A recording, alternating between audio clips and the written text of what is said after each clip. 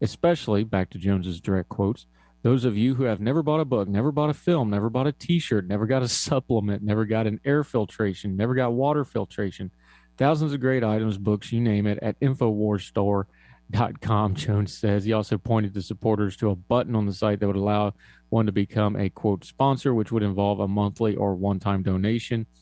Quote, this is do or die time if you want to keep us on the air, Jones said. They are trying to silence you.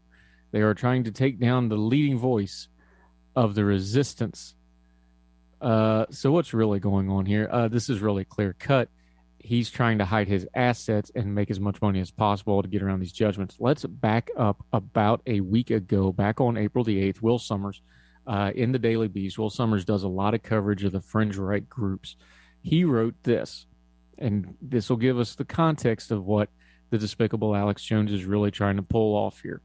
In a court motion filed Wednesday in Texas, remember, this is back on April the 8th, so this is over a week ago, the Sandy Hook families claimed that he was concealing InfoWars assets to make the company appear to be nearly bankrupt. The families were joined in a motion by another man suing Jones for falsely accusing him of carrying out the 2018 Parkland shooting, which he also said was fake. The filing was first posted online by Courthouse News. On paper, InfoWars' parent company, Free Speech Systems, seems to lose money every year. Yet Jones has allegedly transferred significant amounts out of the company, fiscal transactions that often coincide with legal setbacks Jones has faced in the Sandy Hook cases. After the family sued him in 2018, for example, Jones allegedly started personally withdrawing a total of $18 million from the Free Speech System bank account over 3 years, along with drawing an annual $600,000 salary. By the way, we know a lot of this stuff because he had a really messy and public divorce case, and a lot of these financials came out. So this isn't just speculation. We've got a pretty good handle on these things. Back to Will Summers and Daily Beast. Remember, this is over a week ago before this current filing. Many of the suspicious transfers centered on a mysterious company called PQPR, which the plaintiffs claimed is controlled by Jones and his family members. Shortly after Jones lost his last appeal to block the defamation case in Texas, PQPR claimed that Free Speech System owed it $54 million, which just happened to coincide with the bulk of InfoWars' assets. Hello. Free Speech Systems began transferring its money to PQPR, then on a series of shell corporations controlled by other Jones family members, according to the motion. While the payments were ostensibly made to pay off the hefty $54 million in areas, a debt PQPR hadn't bothered to enforce in 7 years, during which InfoWars racked up tens of millions in supposed debt. The plaintiffs say this was just a scheme to shelter InfoWars assets in an alphabet soup of shell entities. Their transfers designed to siphon off Jones's asset and make them judgment-proof, lawyers allege. The debt payments accelerated after a Texas judge ruled before trial that Jones had lost his case, an unusual step taken because Jones repeated violations of other legal rules. He's still in contempt of court in some of these actions, by the way. Since that ruling, the plaintiffs say Free Speech System has paid PQPR. What do we tell you over and over again on this program? When you're seeking for truth and you're dealing with money, follow the money. It's going to get you pretty close to the truth. The truth is Alex Jones has made millions, tens of millions of dollars, hawking lies, hawking conspiracy theories, hawking the worst of humanity to the slice of humanity who wants to gobble that stuff up with a straw and suck it down and process it and revel in it. He got rich doing it. And now, because his mouth shot himself off and now he's in legal trouble, he wants to try to hide those assets from legal judgments that had it coming to him because of what he did. This is all a shell game. He's trying to hide his assets, and he's continuing to lie so he can peddle with one hand to his members all this merchandise stuff, which is his main stream of income. And on the other hand, he's trying to claim poverty to the people that he's going to owe money, both through legal means and otherwise. This is the classic bait and switch of every con man in history, whether it's charlatans peddling fake gospel preaching or a major company or a Ponzi scheme or Alex Jones. It's always the same. They're always broke. They always need your help. You're the real victim. They're just your avatar. Look how they're picking on me. Give me more money. At the same time, they're sliding money out the back door to make sure that they're taken care of while you get left holding the bag. I hope this does not work. I hope the court system sorts this out. There seems to be some pretty good reporting.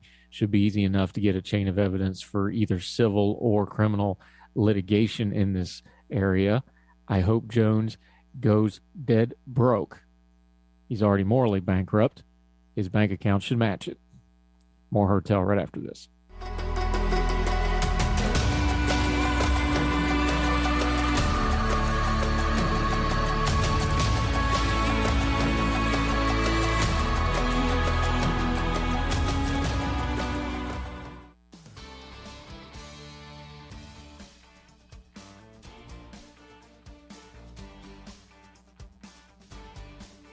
Hello, I'm Matt Bennett with WWAY News. In New Hanover County, first responders will be getting up to $12,000 in raises. Starting Tuesday, all 670 first responders from the New Hanover County Sheriff's Office, 911 Center, and New Hanover County Fire and Rescue will get raises ranging from $6,500 to $12,000 a year. According to county staff and commissioners, the nearly 30% salary increase for some employees won't cost taxpayers any additional money. And good news for Brunswick County employees, you're not being left behind. Brunswick County Commissioners voted 4-1 to give all county employees a raise, with Pat Sykes voting no. There will be 2 pay plans, a general plan and a public safety plan. The implementation will cost more than $9 million, but it will not raise taxes. Sheriff John Ingram says he is grateful to the commissioners who supported the raises. He says this will not only help the Sheriff's Office recruit new hires, but help them retain employees. A new street improvement project in downtown Wilmington is expected to snag traffic for the next few months. Signs are now up to guide drivers around the detour and to help pedestrians navigate the construction zone.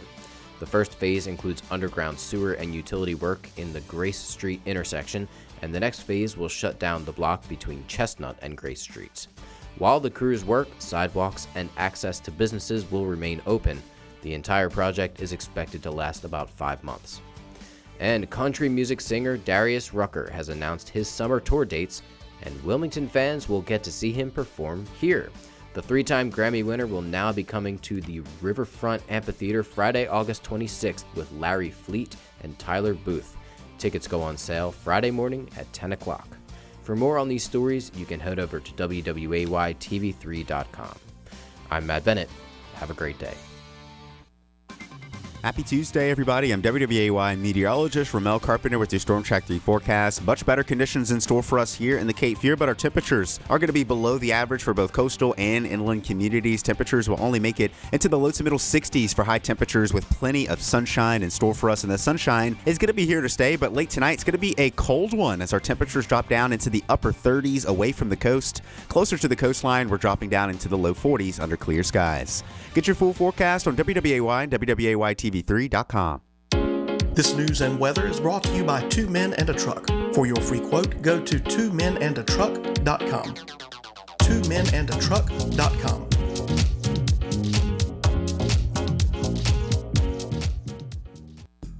Hi, this is Justin Humphreys from the Humphreys Law Firm on Eastwood Road. Tune in Thursdays from 6 to 7 p.m. for Objection to the Form, covering civil litigation, real estate issues, and intellectual property. That's Objection to the Form, Thursdays 6 to 7 p.m. right here on the Big Talker 106.7 FM.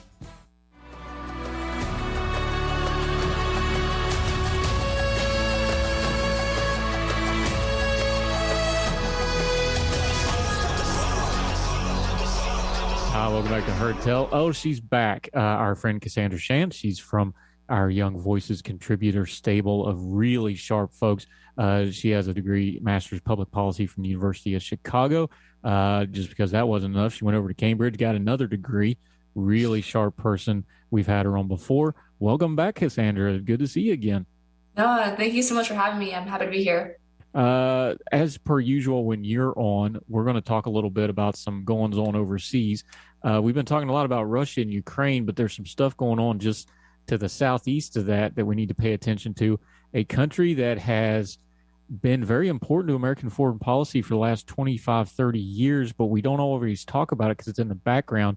Pakistan made its way into the headlines this past week. The removal of Imran Khan as the prime minister.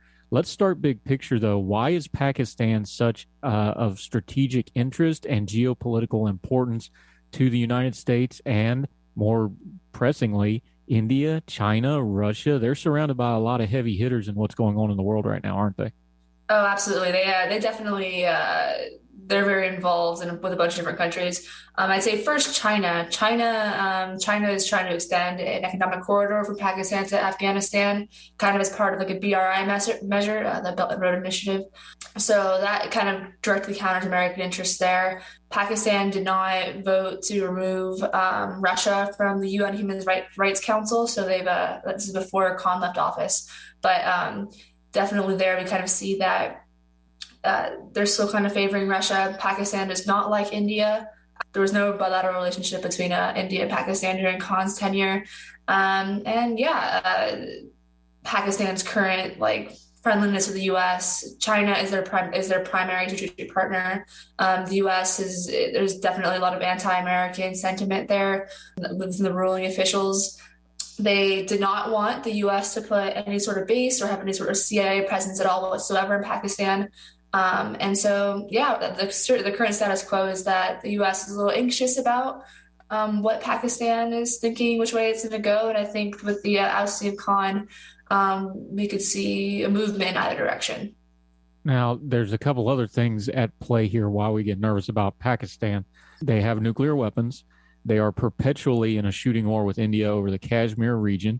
They have very complicated and longstanding ties to Russia, going all the way back through the Soviet years. We know about their constant involvement and, frankly, being a major player in our own role in Afghanistan over the last 20 years. You can go all the way back to harboring bin Laden, all the way through to the downfall of Afghanistan, where a lot of those guys went to Pakistan, then came back. There's a lot of stuff to sort through here. But in the near term, does America even have a coherent policy towards Pakistan right now? Because it sure seems like it's been kind of slapdash, and then this kind of caught a lot of people off guard. Obviously, we're paying attention to other things, and America's a little bit isolationist in mood right now. Do we have a current, like if I just ask the normal Politico in America, what's our standing policy towards Pakistan, does anybody have a coherent answer? I don't think they have one actually, no. I think right now we've had this massive pivot towards Asia. So that's where a lot of our resources pre-Ukraine crisis were allocated. Now we have Ukraine and Russia. Now we're kind of focusing a little bit on Europe again. But as far as like the whole Pakistan, Afghanistan area, we've largely moved out. I think our main concern with Pakistan kind of has to do also with its neighbor, India. India is part of the Quad. It's a major strategic ally of ours, but right now India is kind of being weird. They're also kind of courting Russia at the same time. So I think if anything, anyone who discusses Pakistan might be like, oh, what about India too? I think there's a lot of like precarity right now in that area. But as we kind of previously discussed, like nothing happens in isolation. Pakistan is heavily involved with other countries that we're very, very concerned about, namely China. I think I don't think we really have a coherent strategy. I think it's more just like Pakistan is involved with so many different players that it's hard to kind of keep track. Talk about that Quad for just a second, because that's a term, talking to Cassandra Shan, that's a term that our Australian friends have been talking about a lot, our Southeast Asia friends. They're very apparent. That's not something that gets talked about in Western media, and especially American media, even in policy circles. They don't talk about it, but that's something our friends over on that side of the world, they talk about it constantly. It's an important topic to them. Just real quick, explain, I know you mentioned the countries, explain the Quad and why that's so important. So the Quad is our current defensive alliance in kind of like the Pacific area. We have Japan, we have Australia, we have India and the US. It's kind of like our main fortress against anything that happens around Australia, around the South China Sea. That's kind of where all of our efforts are focused, through the Quad at least. That's what the Quad focuses on. We do a lot of military engagements with them, military exercises. The Quad was kind of one of the underlying reasons we had like the AUKUS agreement, which was kind of like this now, like the US and UK working together to get the Australians some nuclear submarines.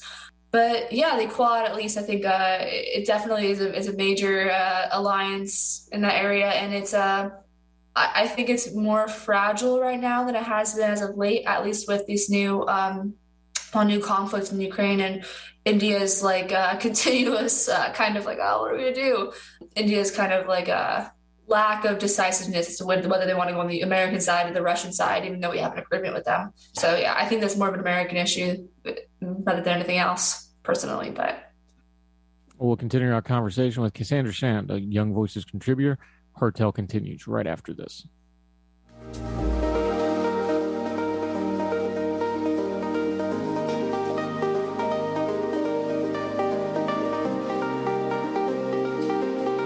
And anytime you're talking Pakistan and foreign policy, they're attached to the hip with India because of the long-standing conflicts.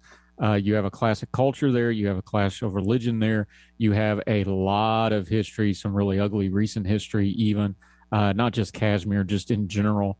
The part of the problem with India is, and I actually kind of feel sorry for them in this current conflict. Their military system, a lot of their infrastructure stuff, that's all Russian made and Russian technology, which means you have to have Russian replacement parts, both militarily and things like their power grid.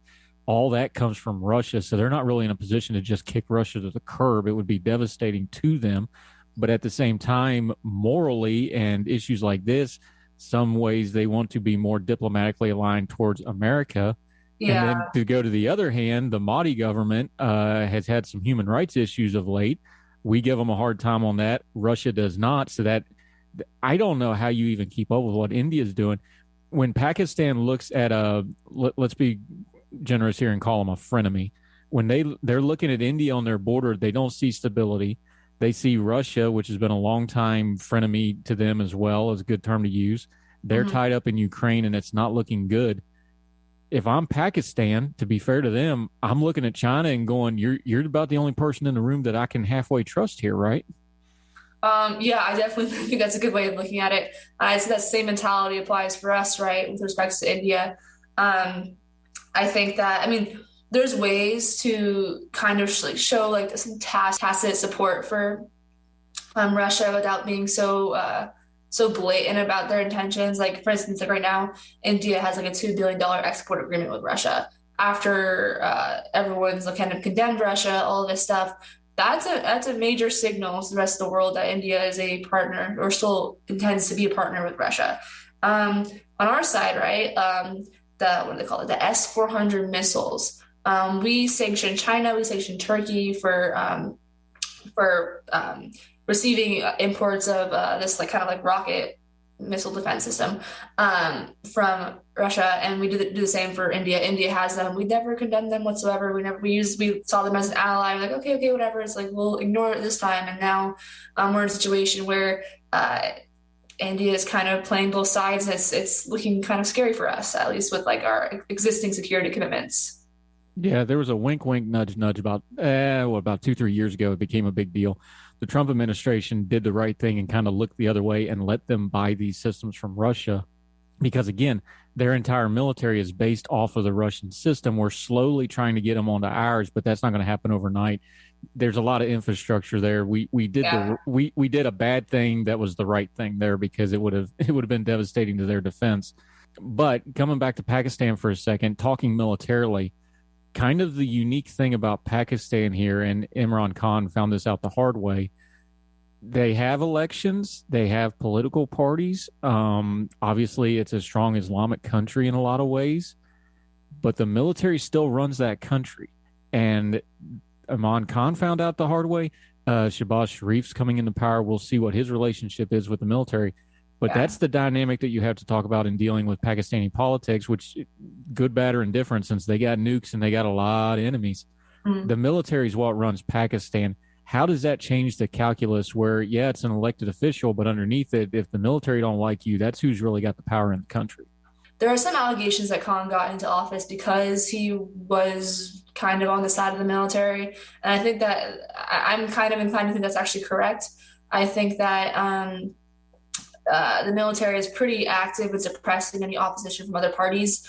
And then I don't know what happened, but I guess the military changed its mind, and you have these strong opposition leaders, now Sharif.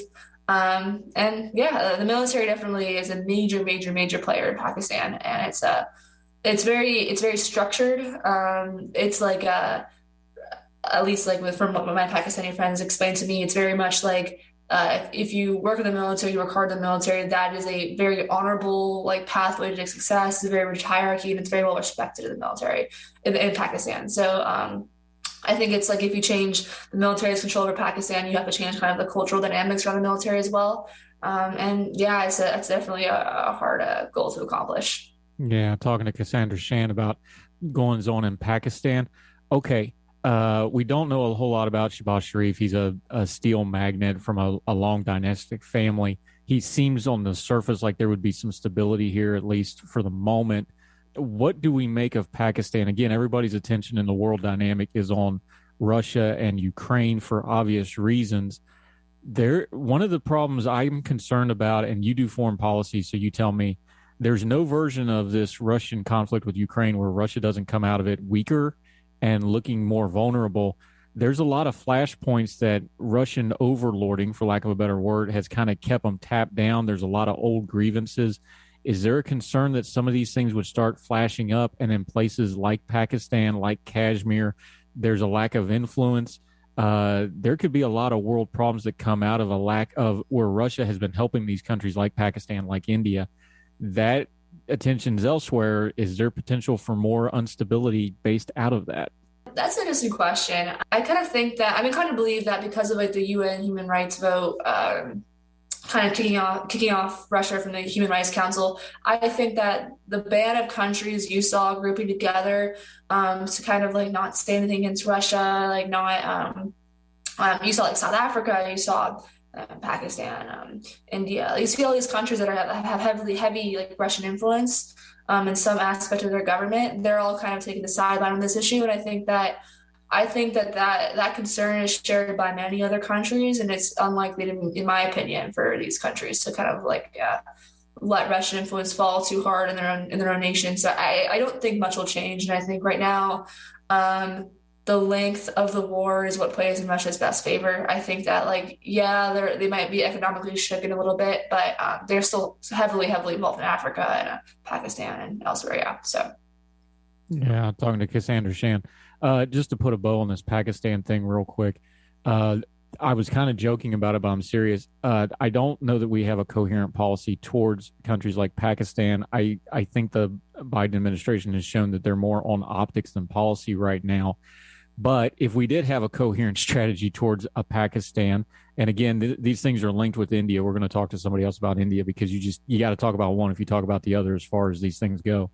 What should our policy be towards Pakistan? Is what would we do if we were trying to make things a little bit better and build some inroads in this very turbulent part of the world? Because we don't have a lot of cash right there.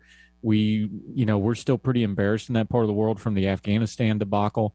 If we were going to try to do something good here, what would that look like?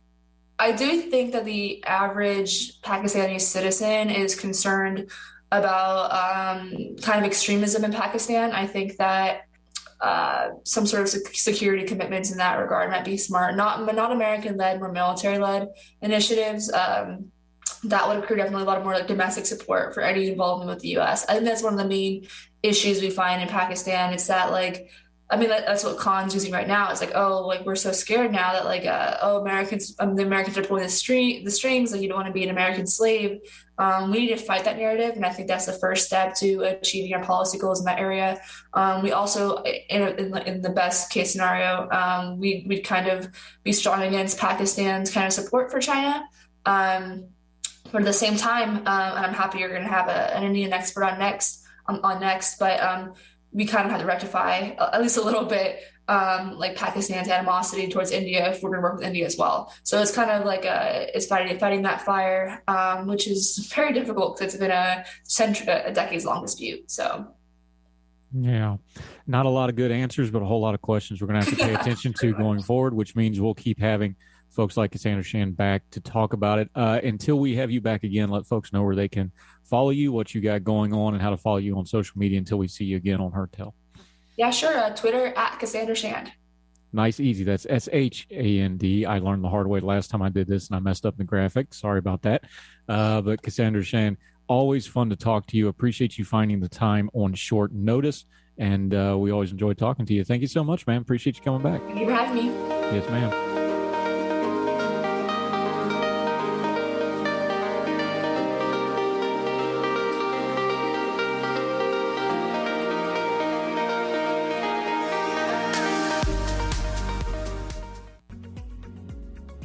Only one candidate for clerk of court has the experience needed to keep our courts running efficiently and criminals off our streets. That candidate is conservative Republican Catherine Adams. Adams has a 20-year record of accomplishments, including serving as Deputy Director of the North Carolina Administrative Office of the Courts, where she was responsible for the oversight of the human resources and financial management for all 6,200 employees of the state court system and personally managed hundreds of employees and tens of millions of taxpayer dollars. She's also been awarded the state's highest civilian award, the Order of the Longleaf Pine, for her public service. That's why Clerk of Court Jim McCallum says Catherine Adams is the one person most qualified to be our next Clerk of Court. Early voting begins on April 28th, and the primary election is on May 17th. So remember to vote for experience, vote for leadership, vote for qualifications, and vote for proven conservative Republican Catherine Adams for Brunswick Clerk of Court. Paid for by the Committee to elect Catherine Adams Clerk of Court. The Wilmington Cape Fear Home Builders Association serves as the advocates and the privilege of home ownership. 3 out of every 5 jobs is touched in some manner by construction in our region. Growth generates jobs, maintains our property values, and builds and updates our infrastructure. Join us Friday mornings for the Construction Connection with the Wilmington Cape Fear Home Builders Association and the Big Talker FM. Hi, this is Justin Humphreys from the Humphreys Law Firm on Eastwood Road. The Humphreys Law Firm is located in Lumina Station, Wilmington, North Carolina, practices civil litigation, intellectual property, commercial, and residential real estate. Please give us a call at 910-332-0721 or visit us on our website, which is www.humphreysfirm.law. You can also listen to me every Thursday from 6 to 7 p.m. on the Big Talker 106.7 FM.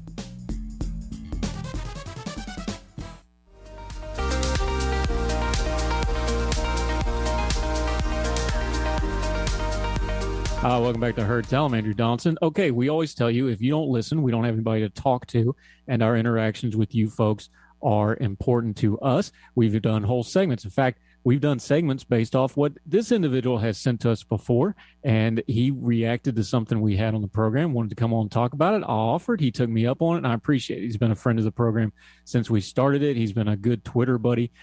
He is an avid fan of Meatloaf, the singer, not the thing that Chris Christie was forced to eat. And he's a good Twitter follow. Follow him at Holden114. Holden, my friend, how are you, sir? Very good. Thank you, Andrew. Thank you for having me on. Anytime. I appreciate the feedback. Okay, so we were talking about the Florida legislation and the Utah legislation that was aimed at transgender kids. You took a little bit of exception, not so much what I said, kind of how I said it and the way I framed it. But I'll give you the floor on it. Where do you think I strayed wrong on that? Or where do you think we should be maybe having a more productive conversation than the way I set it up? Let me start by echoing some of yours and Governor Cox's sentiments. Obviously, this is a delicate subject where tensions can run very high. Gender dysphoria must be a difficult condition to live with. And, wherever either of us stand on the issue, we should always try to keep in mind that, there are human beings who struggle with this. And it's not hard for those of us on, I guess, my side to make our case while trying to avoid causing unnecessary pain to trans people who already have enough to deal with. Now, having said that, these aren't the only people who need to be in this conversation. So we were talking about sports. There's the girl who goes to practice every day, who wakes up early to do drills, who perhaps skips going out with friends because she has to train. And that girl has been erased from this conversation. It's like she doesn't exist. This girl sees her spot either on the winner's pedestal or perhaps the team that she was the last runner-up to qualify for, taken by someone who overcomes her by doing a fraction of the work that she has to do, biological makeup. I do feel that in this conversation there's a bit of a stolen base when we discuss this as a matter of who has or doesn't have compassion and not as a balance of harms or interests. Now, there are layers to this. I don't think accommodating transgender people has to be a all or nothing proposition. In fact, I think that both sides could, get a lot more done if their vocabulary was more in sync. As far as I know, it isn't offensive to say that a trans woman is biologically male. it shouldn't be problematic or inconsistent with trans rights to say that one space is designated for biological women only. And that means that it should be off limits for trans women. Of course, that then raises the question, how should we designate these spaces? How do we decide what belongs for a biological sex or not? Does a bathroom need to be that space? Not necessarily, in my opinion. Bathrooms, we have segregated bathrooms mostly for the privacy and comfort of women. Women don't like to find themselves alone in a private space with a strange man, and that's understandable. I think this is more of a visceral reaction than it is perhaps a true sense of being in more danger.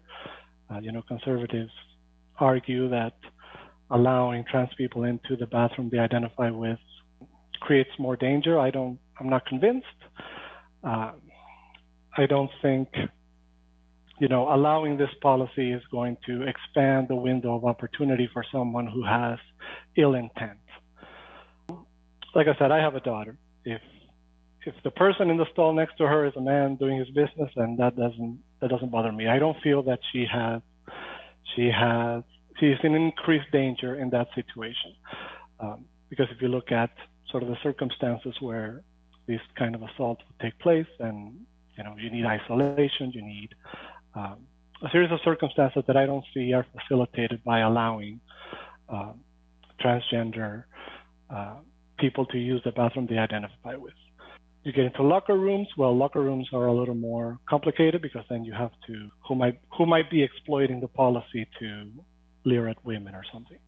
What I'm getting at is that a lot of the pressure points in this conversation involve cultural norms and customs. We can and we are, I guess, nationally and as a society, we are having the debate over what we can change, what we need to keep the same, and what we can be flexible on. If I had a trans friend or coworker, I don't mind using their preferred name and pronoun, because that's not something that I see as harm to me to use that. Now you can argue that there's a little bit of harm in not being able to, or being pressured to speak an untruth as you see it. But, living in society is a daily exercise in knowing what to say out loud and what to keep to yourself for the sake of, comity and for other people's feelings. So that is not something that I think takes a lot of effort. I know you're concerned about suicide rates, and I would hate to think that anything I do causes someone pain or pushes them to harm themselves. So I think there is plenty that we can do to make it easier for transgender people to live in a way that comes at little cost to us. Yeah. Now, sports are another matter. There are reasons why we separate boys and girls in sports at all ages. And those reasons have nothing to do with your state of mind or your neurology or your psychology. They have to do with physiology. This is a space that has to be segregated by biological sex. If you were able to take a female athlete and transplant her brain or her consciousness into the body of LeBron James, she would not be fit to play in the WNBA. And I will submit to you that, if Leah Thomas, for example, if this Leah Thomas experiment was playing out in basketball, we would not be having this conversation, because the physical disparity would be so glaring in terms of size, speed, agility, that no one watching this will think that this is a fair competition. And for all of us to pretend that it is infantilizing. It would be a lie. And the vast majority of people watching would know that. I think it would invite more of a counter reaction against trans acceptance, to expect people to play along with this in this case when it comes to sports. If people feel pressured that they have to applaud someone who they don't feel deserves this recognition, that's going to have negative consequences, whether seen or unseen by the person who is playing in the game. Of course, this isn't, in the case of sports, this isn't a problem that the vast majority of the country would have to deal with. You mentioned that this is only 4 students that are in question in the bill that you mentioned. So those 4 students, like I said, you would have to evaluate how the reaction to their playing in their local teams would come back on them. But then, even if it's just only 4, depending on how far they pursue their sports, goals, as long as they are competing against, people who are against girls who are, let's say, training at the same level as they are. So obviously, because you're transgender doesn't guarantee that you're always going to win, because obviously there's a lot of factors beyond that. So how hard you train.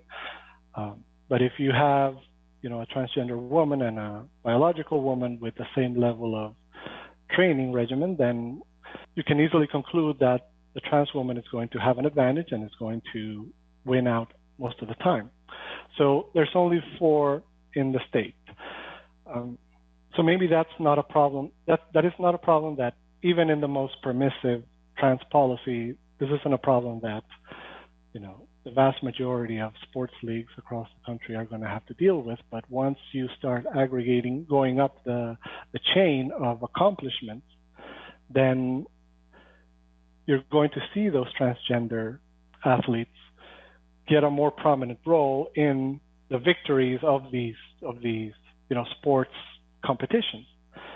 In Connecticut, 2 transgender high school track athletes began competing in the women's team in 2017. They did that on 2017, 2018, and 2019. And in that time, they took 15 state track championship titles.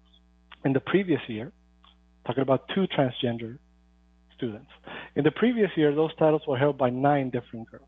So those are life paths that get altered. Those are, those could have been scholarships for those girls. That's harm. So what I would get back to is that we have a balance. Well, in one sense, there is a lot we can do to accommodate transgender people. And like I said, to give them support and perhaps make life comfortable for them. But I think there is a line that at some point we need to draw. And I think sports is where we have to say, okay, now this is intruding on other people's interests and well-being too. And we have to balance those competing harms. I'm not sure where we should stand. Obviously, this is a conversation it's kind of in its early stages. Well, this is going to be discussed for a long time, but I think we need to not lose sight of the fact that there's more than one side to this. We'll continue our conversation with our friend Holden, subscriber and longtime supporter of Heard Tell, right after this.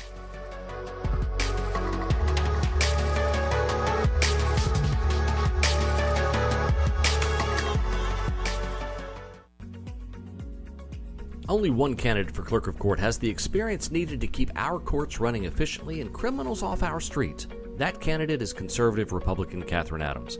Adams has a 20-year record of accomplishments, including serving as Deputy Director of the North Carolina Administrative Office of the Courts, where she was responsible for the oversight of the human resources and financial management for all 6,200 employees of the state court system and personally managed hundreds of employees and tens of millions of taxpayer dollars. She's also been awarded the state's highest civilian award, the Order of the Longleaf Pine, for her public service. That's why Clerk of Court Jim McCallum says Catherine Adams is the one person most qualified to be our next Clerk of Court.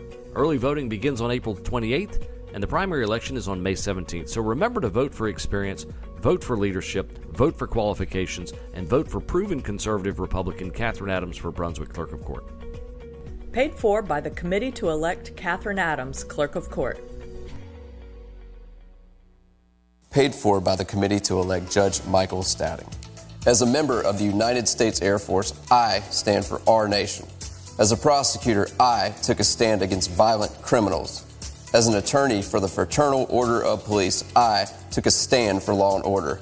As a sitting conservative judge, I stand for our Constitution. And as a judge on the Court of Appeals, I will stand up for you.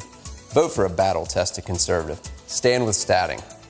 Michael Stadding is a reservist for the United States Air Force. Use of his military rank, job titles does not imply endorsement by the Department of the Air Force or the Department of Defense.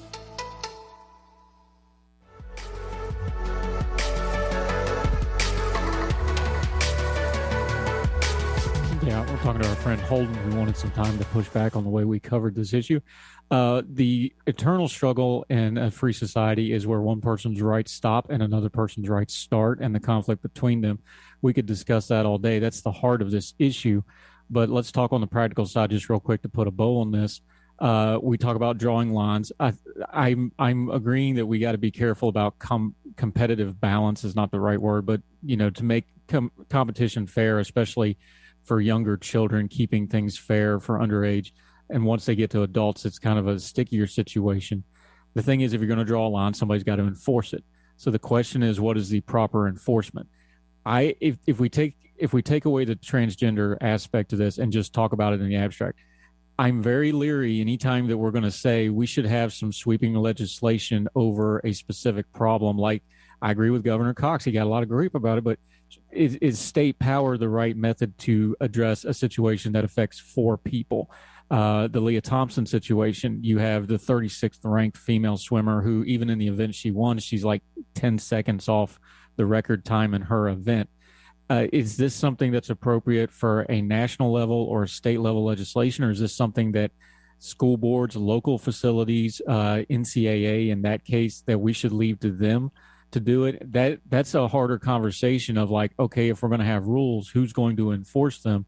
And then I have questions, regardless of the transgender aspect of it, of is this a good use of governmental power and government authority? And are we going to write this specific so that it doesn't have unintentional harm? I know people will say slippery slope, this could continue. Maybe it could, but you've got to write legislation in black and white. And I get concerned when we start writing legislation for 4 people, 1 specific swimmer, 2 people in Connecticut. That's my concern. What do you think about something like that? Well, I do think it is a matter fit for legislation. I mean, obviously, we already have a Civil Rights Act that deals with sports teams, for girls, and what rights do they have. If these were not transgender students, then absolutely the government would take action. We are sort of, I don't want to say giving it a pass, but we are, I guess, we have muddled the issue because we now have a, as it came up during the confirmation hearing, we're having a sort of a debate over what a woman is. Is being a woman something that exists in your mind, or is it something that exists in your physiology?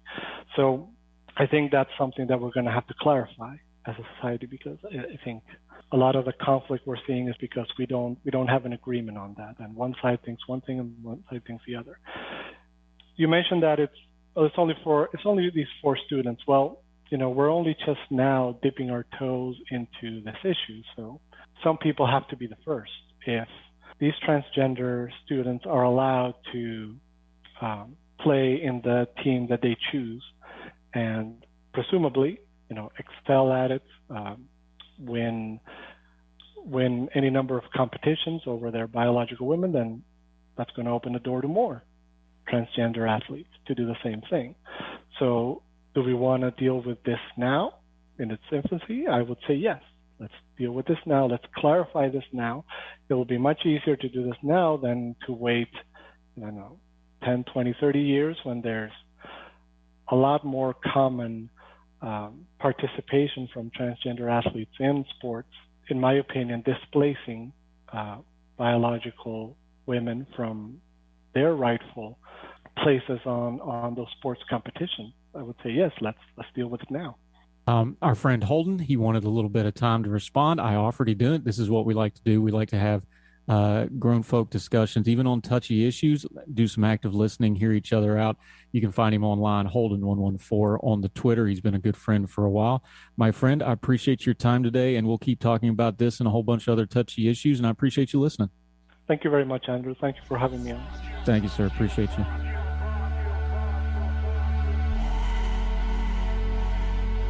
Now let me see you go off like a bomb.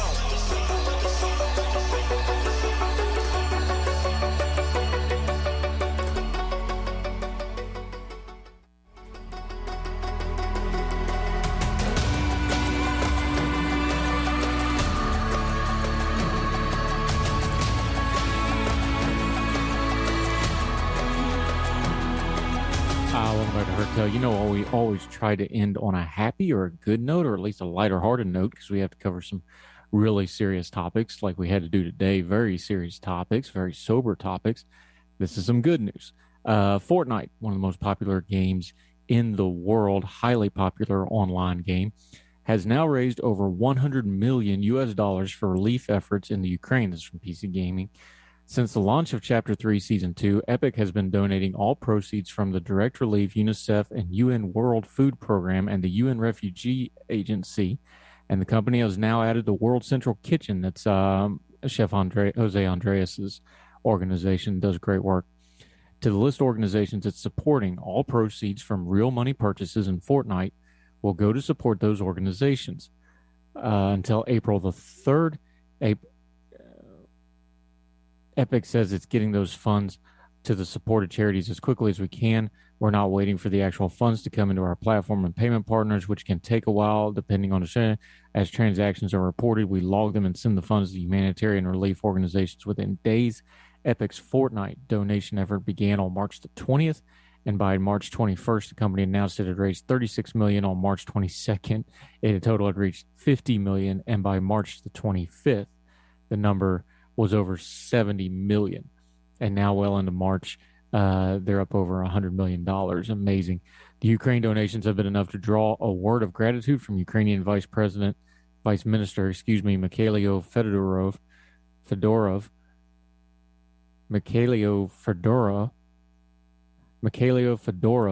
who tweeted, "Thank you, Epic Games, for understanding that people's lives are not a game. Your support is critically important to us." Great story. Love how gamers. This is about the fourth or fifth time now we've covered one of the major gamies recreating and raising real massive amounts of money. It's a community. It's a dedicated community. It's a community that really, really cares. And it's amazing to watch what they do. Okay, that'll do it for Hertel for today. Wherever you're watching or listening, make sure you're subscribing. It's very important. Make sure you get everything that we're doing here, and make sure that you don't